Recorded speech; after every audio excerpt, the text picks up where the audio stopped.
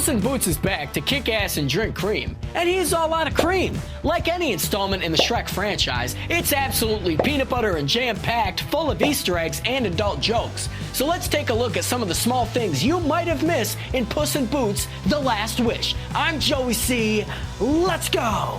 Hey, you want to see something cool? Perro the puppy is probably one of the best characters in the whole movie. He's the donkey to Puss's Shrek. He's a lot of fun, wanted by no one, and he has some of the best jokes in the movie. This parallel goes all the way down to his name. Perro is Spanish for dog. And thanks to a quirk in the language, it sounds like burro, depending on if you pronounce it Perro or Perro, which is what they call donkey in the Spanish dub of Shrek. And boy, I'll give you 3 guesses to what that word means.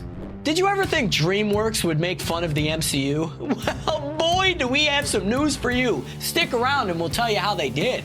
The part where Baby Bear gets a beehive stuck on their cute little head is more than a tragically hilarious sight gag. It's actually a reference to one of Nicolas Cage's most iconic scenes in the 2006 remake of The Wicker Man. Not the bees!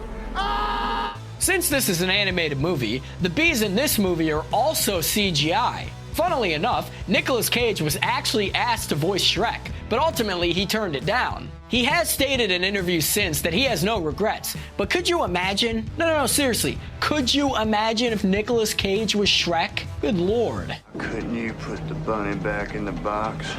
It's not every day that you get to see the main character of your movie die, and it's even rarer to watch them die 8 times. Early on, we have the unfortunate task of watching Puss lose 8 of his 9 lives. Although we never learned if he had a saved game he could reload. One of the most unexpected deaths was watching him die of anaphylactic shock.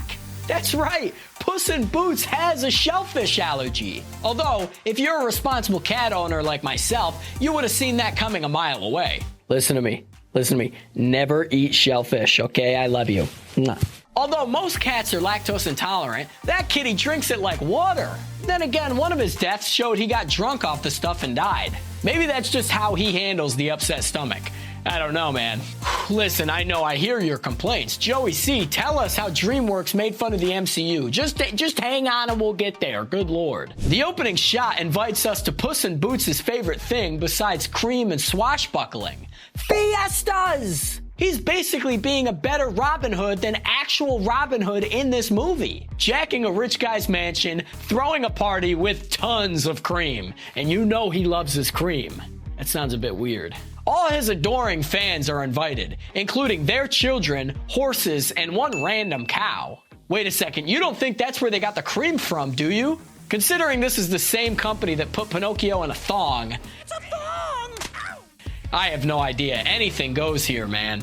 Coming back to the many deaths of Puss in Boots, one of his lives have been lost at the paws of several dogs who he cheated in a game of poker. You definitely can't say he didn't have this one coming. This brief cat murder vignette is clearly a reference to the painting Dogs Playing Poker. It's a collection of 18 paintings by Cassius Marcellus Coolidge. And I gotta tell you, that is a complete unit of a name. I would love to have that guy's name. Joey C. It sounds so uncool versus Cassius Marcellus Coolidge. But the painting is pretty much what you expect. As to which painting in particular influenced this scene is hard to say. It's most likely the original poker game. But my money's on the 1903's A Friend in Need, mostly because the title just fits. Although Puss cheated by playing a hand with 5 aces, so maybe it is a reference to his station and 4 aces.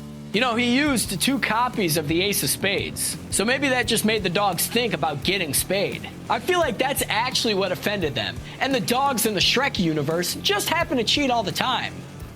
This movie is a sequel to a prequel. A sequel to a prequel that's a spin-off to a series that has 4 films and counting. That's kind of weird, right? What's even more weird is that we've been here before. We call the Despicable Me franchise the Minions movies now. But you've got to remember that the Minions movies was a prequel to the first one, and that it just got a sequel this year, Minions: The Rise of Gru.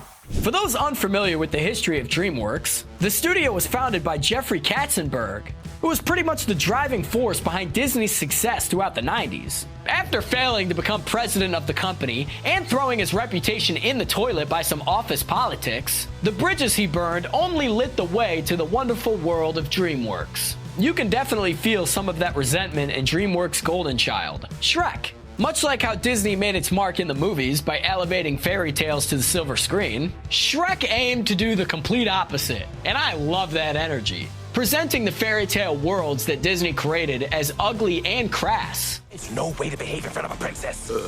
This energy is kept up in Puss's latest adventure, all the way until after the end credits. And no, this is not setting up a cinematic universe. They're just making fun of Disney's Marvel Cinematic Universe. It's fantastic. And it's done in the most wonderful way. Puss just stands there and asks why you're still there, and he laughs at you.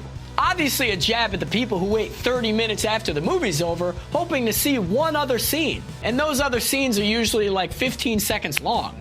Considering this movie's a sequel to a spin-off, it definitely feels like they're taking the piss out of Disney's Marvel machine. Sometimes movies can just be movies, even though they basically teased Shrek 5 in the very last scene.